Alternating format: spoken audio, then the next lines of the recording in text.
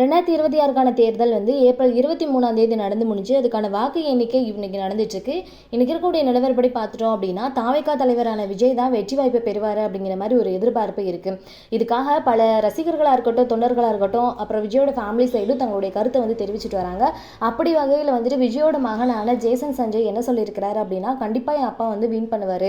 அவர் வந்துட்டு வீட்டில் வந்து 1008 சூழ்நிலைகள் இருக்குது, நிறைய மிஸ் அண்டர்ஸ்டாண்டிங் போய்கிட்டு இருக்கு. ஆனாலும் தன்னை நம்பின மக்களுக்கு வந்து அவர் வந்து ஏமாற்றத்தை கொடுக்க மாட்டாரு, நல்ல ஒரு தலைவராக இருப்பாரு அப்படிங்கிற மாதிரி சொல்லியிருக்கிறாரு. எனக்கு அரசியல் அதிகமாக ஈடுபாடு கிடையாது, நான் வந்து ஒரு டைரக்டர் மாதிரி அந்த லைனில் போய்கிட்டு இருக்கேன்.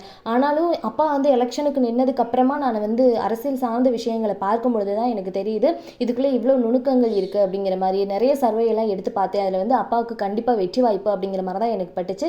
அதே மாதிரி அப்பா வந்து வெற்றி வாய்ப்பை பெற்றுட்டாரு, கண்டிப்பாக அவர் வந்து ஒரு நல்ல சிறந்த தலைவராக இருப்பார் அப்படிங்கிற மாதிரி அவர் வந்து சொல்லியிருக்கிறாரு.